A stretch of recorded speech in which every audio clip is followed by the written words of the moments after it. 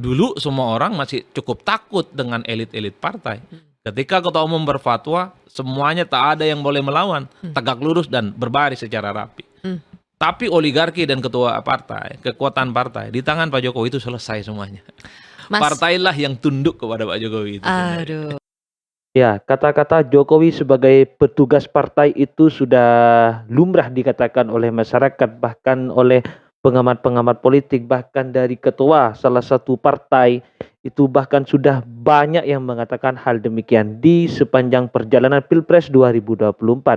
Kenapa hal demikian? Karena salah satu ketua partai di waktu menyampaikan pidatonya mengatakan bahwa itu tanpa salah satu partai tidak ada artinya ya, seperti itu. Dan bahkan Bapak Jokowi ini disebut sebagai petugas partai. Dia dikendalikan oleh salah satu partai seperti itu. Hal demikian pastinya membuat merasa sakit hati ya dari Bapak Jokowi tersendiri, pasti merasakan sakit hati yang luar biasa. Bahkan kepada anak-anak para anak-anak Bapak Jokowi tersebut bahkan merasakan hal demikian, sehingga Bapak Jokowi keluar dari salah satu partainya, yaitu Partai PDI Perjuangan, yang dimana sebelumnya ketua dari Partai PDI Perjuangan mengatakan seorang Ibu Megawati Soekarno Putri menyatakan bahwa Bapak Jokowi itu hanyalah sebagai petugas partai, seperti itu. Dan hal demikian membuat Bapak Jokowi keluar dari Partai PDIP Perjuangan. Hal demikian ini mari kita simak ya video dari pernyataan seorang pengamat politik yang masih muda dan bahkan namanya sudah menjadi hingar-bingar di tengah-tengah perjalanan Pilpres 2024 kali ini. Dia mengatakan bukan Pak Jokowi lah yang menjadi petugas partai, justru partai yang tunduk terhadap Bapak Jokowi. Seperti itu. Seperti apa videonya? Mari kita simak bersama. Dulu semua orang Ya, masih cukup ini ya takut videonya. dengan elit-elit partai. Ketika ketua umum berfatwa, semuanya tak ada yang boleh melawan, tegak lurus dan berbaris secara rapi. Tapi oligarki dan ketua partai, kekuatan partai di tangan Pak Jokowi itu selesai semuanya.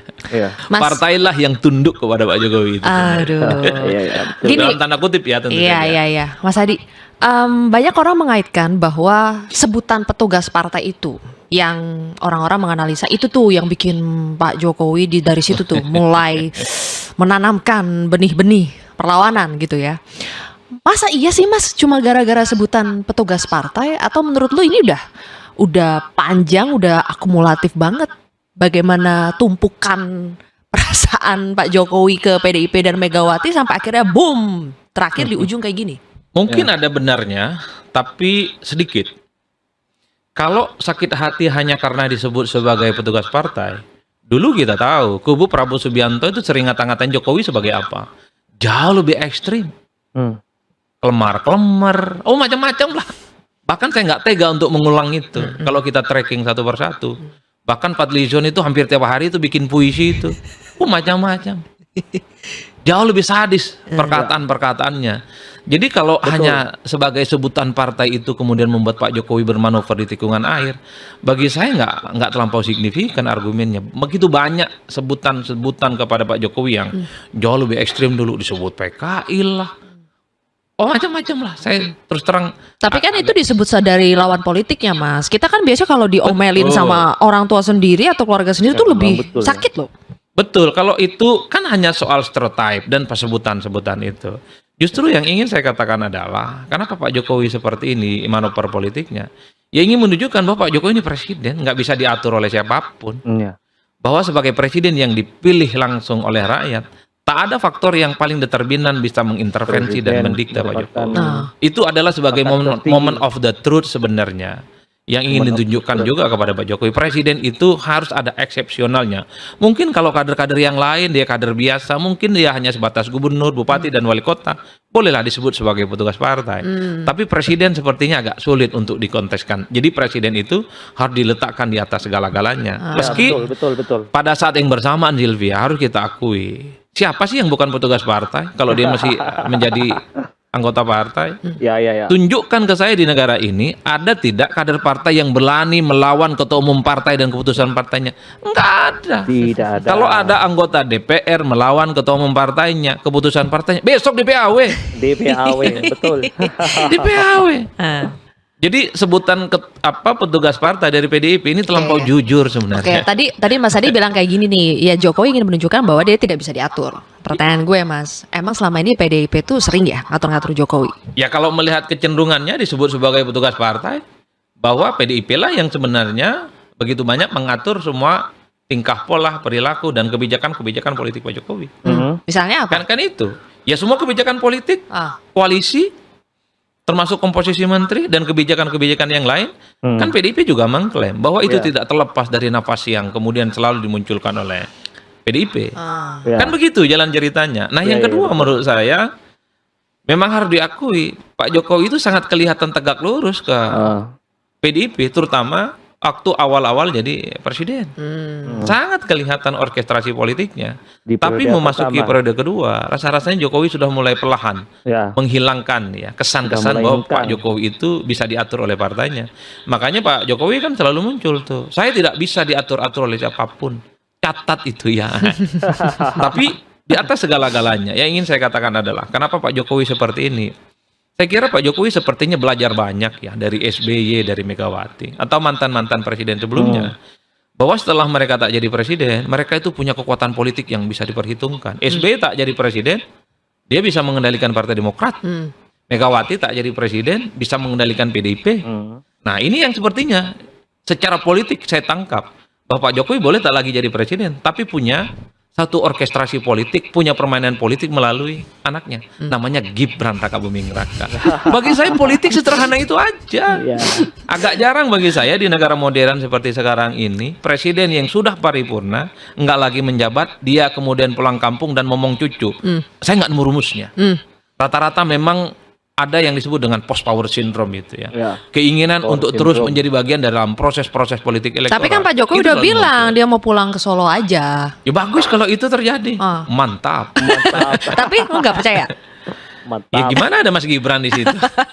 Karena begini Silvia, Gibran ini apapun judulnya, ini kan mirip-mirip dengan Pak Jokowi awal-awal. Pertama, harus diakui newcomer dalam konteks politik nasional. Yang kedua, Gibran ini bukan ketua umum partai. Yang ketiga, dari segi umur, ini belum matang dibandingkan dengan politisi-politisi yang lain. Dalam konteks itulah Pak Jokowi perlu mementori Gibran secara langsung. Orang juga percaya sepanjang proses pencapresan kemarin. Ya mentor utama, konsultan utama, nomor 2 itu, the one and only, hanya Jokowi bukan yang lain. Yang lain itu ngaku-ngaku aja. Kan gini ya Mas Adi, sekarang itu kan ya katakanlah Gibran sudah nanti so far masih jadi wapres terpilih nih ya. Kita belum tahu nanti hasil gugatan MK gimana. Tapi kalau Gibran jadi wapres, kita harus ingat kan masih ada Pak Prabowo nih sebagai presidennya. Apa iya nanti menurut lu Prabowo sama Gibran ini terus di tengah-tengahnya tuh ada Jokowi? Entah itu orang ketiga atau orang keberapa, ada Jokowi di tengah-tengah. Apa itu tidak bikin hubungan ini ruwet nantinya? Ya secara teoritis tentu nggak bisa. Karena yang akan menahkodai pemerintahan ke depan 5 tahun tentu Prabowo dan Gibran. Tapi kan orang juga tahu bahwa konsultan politik utama Gibran ke depan itu adalah Pak Jokowi, bukan yang lain. Partner diskusi, teman ngobrol yang akan dilakukan oleh Gibran. Jokowi bukan yang lain. Jadi sekalipun Pak Jokowi tak ada di tengah-tengah gitu, tapi semua kebijakan politik Gibran, manuver politik Gibran, langkah politik Gibran ke depan, saya kira memang itu bagian dari replika dari Pak Jokowi. Itu yang kemudian menurut saya per hari ini saya tidak akan mengedit pernyataan saya itu. Jadi Gibran itu adalah Jokowi Junior. Jokowi Junior. Junior. Jadi ingat waktu tuh adiknya Kaisang tuh pernah bilang Gibran itu tuh versi lebih upgrade-nya lah dari Pak Jokowi. Kalau itu nggak bisa dibantah. Bahkan menurut saya Gibran ini jauh lebih agresif dan lebih ofensif dan mau head to head dengan lawan-lawan politiknya. Kalau Pak Jokowi dikritik paling jawabannya jangan begitulah, saya nggak begitu. Jangan tanya saya, Gibran nggak nyerang balik nih anak. Lu inget gak? Lu nonton pasti Mas Adi ketika si Memang luar biasa, Mas Hasto ya. bilang kalau Gibran itu ibaratnya sopir truk yang Iya. usia 17 tahun nabrak ya di mana itu. Terus Gibran kasih respon. Lu Ya. nonton gak responnya Gibran yang dibilang, ya terima kasih Mas Hasto, maaf Pak Hasto, Pak Hasto paling oke. Itu menurut lu jawaban yang apa? Agresif, nyindir, atau memang sehumble itu? Sederhana bagi saya, bagi Gibran pernyataan Pak Hasto itu nggak penting, nggak perlu Nggak diladenin. penting, ya. Apalagi Ya, betul betul. apalagi dikait-kaitkan dengan ya super truck gitu ya, dianggap khilaf mengusung jadi wali kota di Solo. Tapi itulah Gibran, originalitasnya.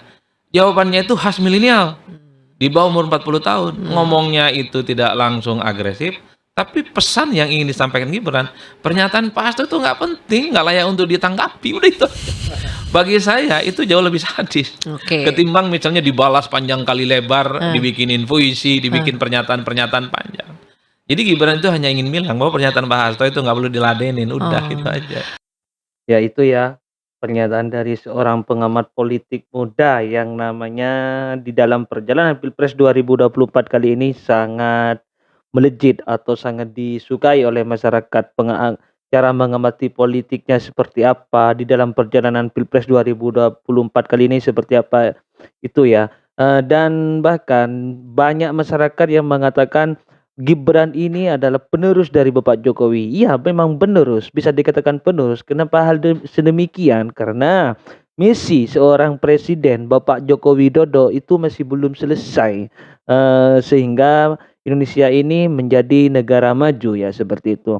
Nah, Gibran tersendiri itu orangnya terkenal sangat humble atau sangat ramah di dalam menanggapi serangan-serangan dari pihak lawan itu tidak secara langsung melainkan secara sistematis seperti itu ya. Ya mungkin itu hanya yang dapat saya sampaikan untuk kali ini. Kalau ada kesalahan ya mohon maaf.